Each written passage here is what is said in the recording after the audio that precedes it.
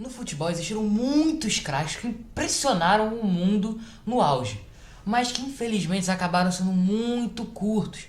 Ou eles foram atrapalhados por lesões, pressão psicológica da torcida, da mídia, ou apenas saíram daquela grande fase que estavam vivendo na carreira. Então, devido a tais desventuras, esses atletas acabaram anunciando sua aposentadoria precocemente, aposentando-se aos 30, 28 anos e às vezes, mano, até mais novos, cara. É uma coisa assim de surpreender. E é isso que vamos ver nesse vídeo. Os 8 jogadores que se aposentaram com 30 anos ou até menos.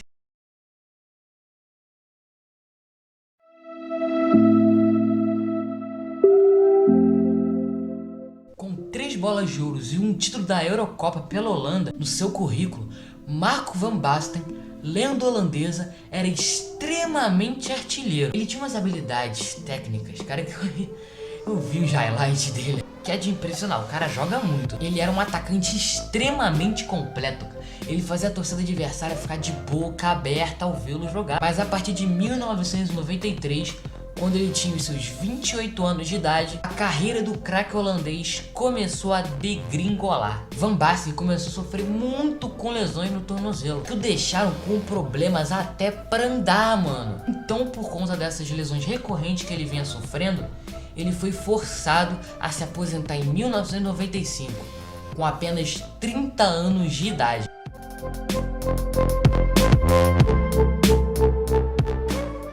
Hitoshi Nakata, mais conhecido como o Último Samurai, foi revelado profissionalmente pelo Bellmare Hiratsuka, um time lá do Japão, na temporada 1996-97, quando ele tinha lá os seus 18 anos. Nesse meio tempo que ele jogou no Japão, ele foi considerado o melhor jogador da Ásia em 1997 e 98. Como ele estava se destacando muito lá no futebol japonês, vários times da Europa já estavam observando ele, né? Os caras não se bombam nem nada. Então, na temporada 1998 e 99, ele foi contratado pelo Perugia da Itália. Em 2000, ele se transferiu para Roma. E foi na Roma que ele ganhou muita fama no futebol mundial, porque ele atuou naquele bom time da Roma que conquistou o campeonato italiano na temporada 2000-2001. Após mais alguns anos atuando lá na Itália, Nakata ele acabou decidindo se aposentar em 2006, com apenas 29 anos. Quando ele se aposentou, nesse período ele jogava por empréstimo no Bolton da Inglaterra. Foi o único ano que ele jogou fora da Itália, tirando quando ele era jovem e jogava lá no Japão. Você deve estar se perguntando, ué, mas ele nunca se lesionou muito, não sofreu com pressão psicológica da imprensa, dos torcedores?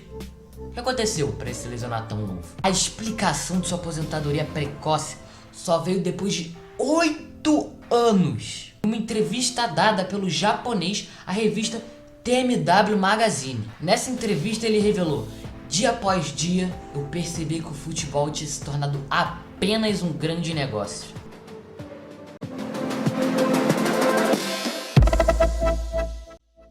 Sebastian Deisler, o meia de habilidade rara que surgiu da base do Borussia Mönchengladbach na temporada de 1998 e 1999, começou a carreira meio mal, né? Já sendo rebaixado lá para a segunda divisão nessa primeira temporada dele profissional. Com o rebaixamento, ele acabou sendo vendido para o Hertha Berlim, clube onde se destacou muito e começou a ser conhecido pelo apelido de Bast Fantast. Em sua última temporada pelo time de Berlim, 2011-2012, mesmo conquistando a Copa da Liga, Sebastian se lesionou, perdendo a Copa do Mundo. Então, em 2002, depois que rolou a Copa do Mundo, Bast Fantast foi contratado pelo Bayern de Munique e parecia ter tudo para estourar. Mas depois que ele chegou no Bayern de Munique, só foi tristeza, porque desde que ele entrou, ele teve uma sequência de lesões graves que acabaram impedindo o sucesso dele. Quando ele estava em boa fase, ele se lesionava e quando voltava, não jogava bem. Então, por causa dessas lesões, ele acabou não conseguindo jogar a Copa de 2006, porque ele não estava em boa fase e tinha se lesionado também. Então, muito deprimido por não ter conseguido jogar uma Copa do Mundo com a seleção da Alemanha, ele resolveu encerrar a carreira em 2007,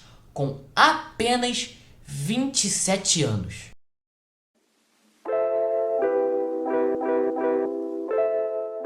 Nascido em Formiga, no estado de Minas Gerais, no dia 30 de junho de 1905, o atacante Mário de Castro foi revelado no Atlético Mineiro aos 21 anos. Quando ele foi revelado, ele concluiu seus estudos de medicina e jogou no Atlético Mineiro de 1926 a 1931. Cara, ele era extremamente matador. Se você olhar os números dele, o cara era sensacional. Ele, em 100 jogos na carreira dele jogou 100 jogos e marcou 195 gols. O cara tem uma média de 1,95 gols por partida. Mas Giovanni, por que ele jogou tão poucos jogos na carreira toda? Durante a final do Campeonato Mineiro, o Atlético Mineiro perdia para o Vila Nova por 3-0. Aí no segundo tempo, o Mário fez 4 gols, que virou a partida para 4-3 e garantiu o título mineiro de 1931.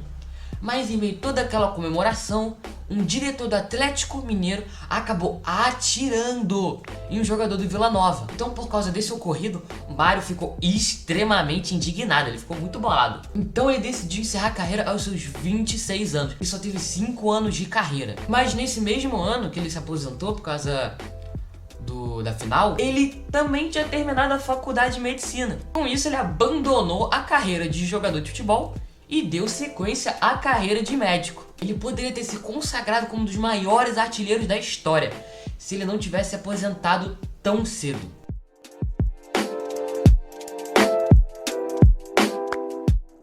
Nascido em Minas Gerais, na cidade de Belo Horizonte, Eduardo Gonçalves de Andrade, ou como ele é mais conhecido, Tostão, começou sua carreira no futebol de salão do Cruzeiro, em 1961.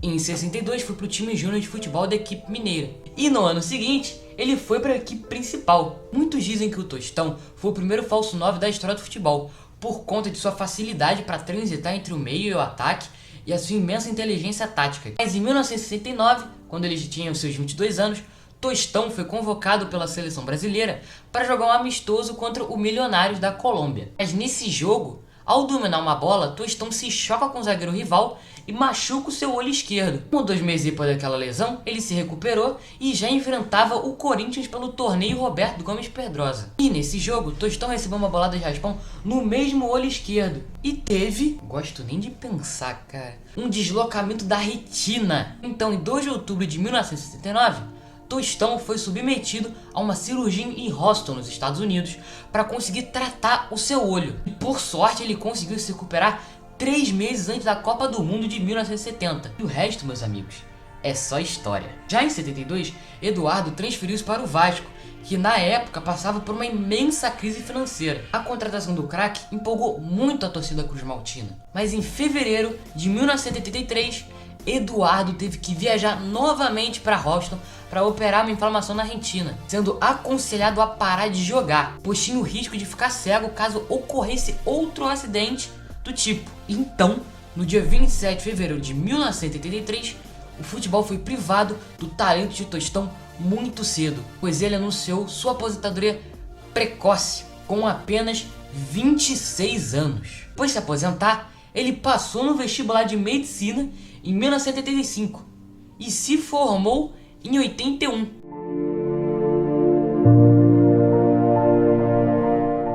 O marroquino naturalizado francês Just Fontaine começou no futebol profissional em 1950, quando ele tinha lá os seus 17 anos, em um time de Marrocos chamado Wydad Casablanca. Nesse clube, ele se destacou muito e conquistou a Liga Marroquina e a Copa dos Campeões do Norte da África, que é um torneio extinto entre os campeões de Marrocos, Argélia e Tunísia. Com grandes atuações pelo Casablanca, Fontaine já chamou a atenção da Europa.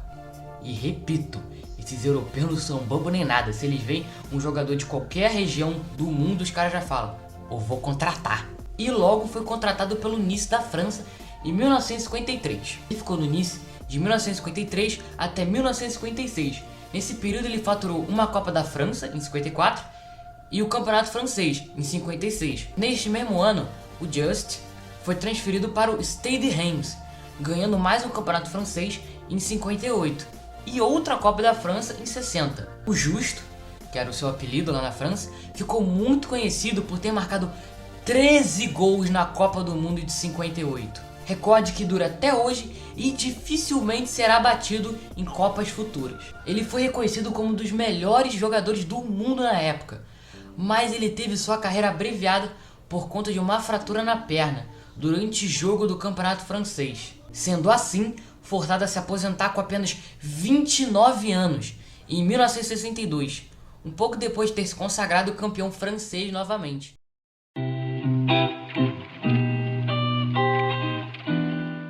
Mas sim, de 18 de janeiro de 1996, na cidade de South Banfleet, que fica lá na Inglaterra, e também apontado como promessa do futebol inglês para brigar pela posição de goleiro na seleção inglesa, Ted Smith começou sua carreira no Southend United, quando ele tinha 12 anos de idade. Em 2012, já aos seus 16 anos, Ted subiu para a equipe principal do Southend United, mas naquela temporada ele não foi utilizado pelo treinador. Foram se passando os anos, ele nunca conseguia se firmar como titular absoluto do time inglês. Às vezes ele até tinha uma sequência boa de jogos como titular e jogava bem, mas ele sofria muita lesão, e não era lesão boba, era sempre lesão grave de vários meses parado. Quando voltava, ele não conseguia jogar bem, ele virava um Alex Muralha da vida. Mentira, Muralha, eu gosto de você como goleiro, acho que você defende bem.